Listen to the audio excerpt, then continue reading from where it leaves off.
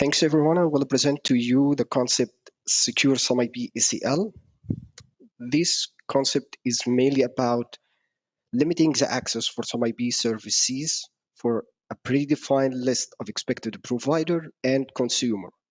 So some IP service will only be provided, will only be offered by predefined server and will only be consumed by predefined client, and its events will only be subscribed by this predefined client.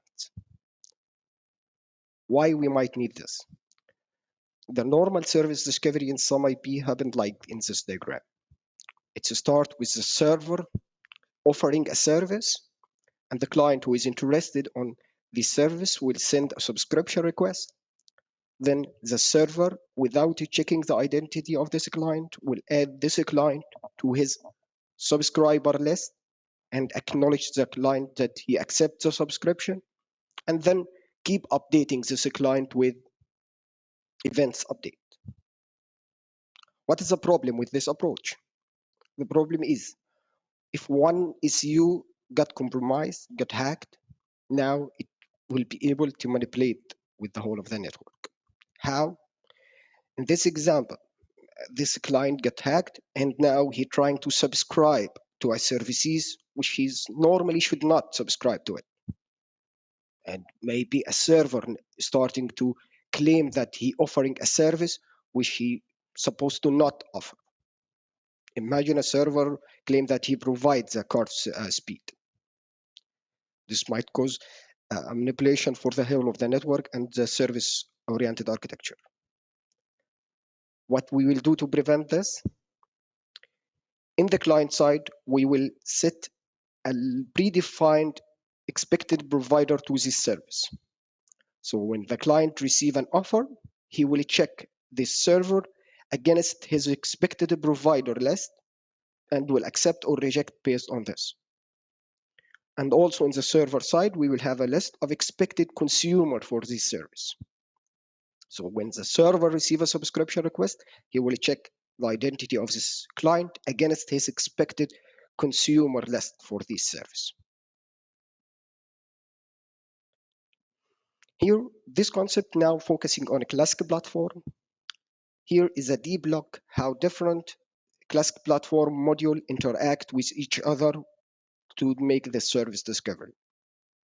As you can see here, service discovery send the offer, the client service discovery send the subscription, then the server service discovery module ask socket adapter to open the socket connection to start updating the client with the event update and acknowledge the client, and then the communication will start by updating the client with event updates.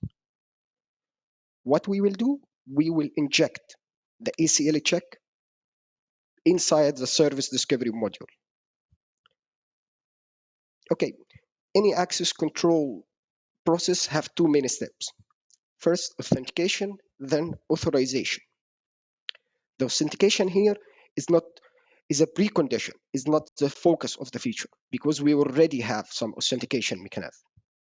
We can use the down layer in AutoZAR like TCP/IP layer using IPsec or using the MACsec, or even the authentication might happen in the switch by TCAM rule-based authentication in the switch. And the only thing we will do in service discovery is to get the status of the connection. If it is connection ready, by calling this socket adapter function is connection ready to make sure if the connection ready or not. The focus of the concept will be the authorization, which is two main points. The ACL itself, the access control list itself, how it will be configured, how it will be updated, and the policy enforcement and decision point, where exactly to make the check and to enforce the policy. So first, the first point is the ACL modeling, the ACL configuration. First, the ACL will be configurable per service instance. So you can enable or disable the ACL per service instance. In the server side, as you can see in this modeling diagram, in the server side, we will have a server service allowed consumer. a list of the IP addresses of the allowed consumer to this service instance and for its elements from events and methods. And in the client side, we will have a new container with client server allowed provider with the IP address of the expected provider to this service. The ACL update. Why we might need to update the ACL in the runtime. By the service-oriented architecture, if one of the ECU in the network got a software update and now it want to consume or provide a new services with this ACL, it will be blocked by the other ECU because it is not part from their ACL, from their initial ACL. So to keep the flexibility in the service-oriented architecture, we need a mechanism to update this ACL. How? Service discovery will provide a new function, SD ACL update. This function can be used by the upper layer to update the ACL. How the ACL update request will be sent in the network and how it will be verified, we keep this open. This is not standardized in the concept, but there is two main ways. The first way maybe with inside of secure diagnostic session, or maybe by a specific format payload with a specific signature signed. So it is open in this point how this request will be sent in the network. The policy, decision, and enforcement point. We will take example here when a client service receive a service offer. The first thing the client service will do in this here, you can see the interaction between service discovery and socket adapter to make the ACL check and to set up the connection. First step, service discovery will make the ACL check.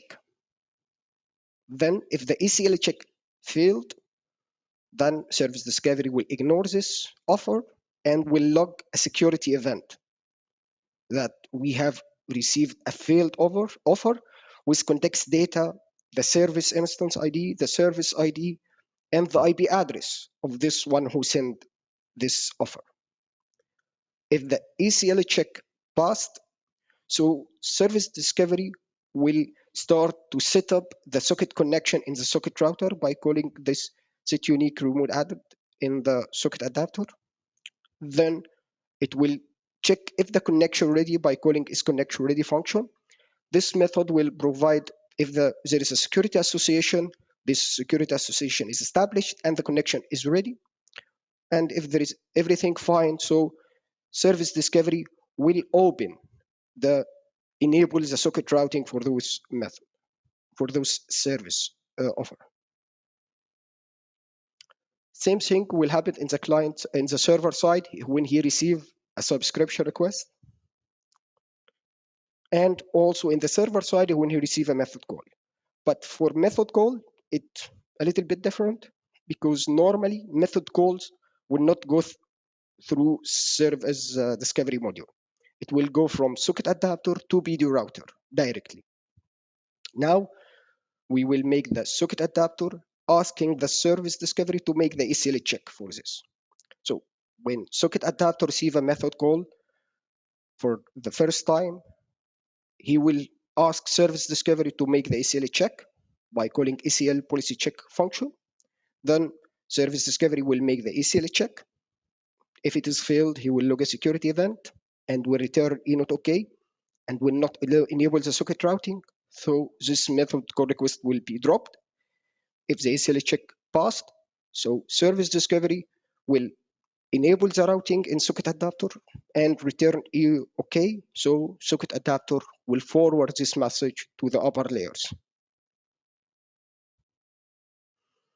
This concept, as you can see, focusing on a classic platform, but as Florian mentioned before, we already have IAM in adaptive platform, and we have remote IAM, SCRIME concept.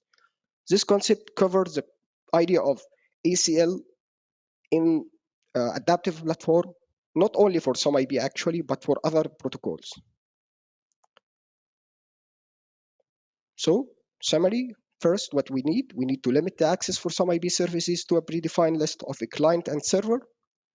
We model the ACL and how it will be configured. We provide a way to update the ACL content. And we made the policy decision and enforcement point in the client service for offer and in the server service for event subscription and method calls. Thanks for your listening, and I will forward for a more communication topic forward to Bingley.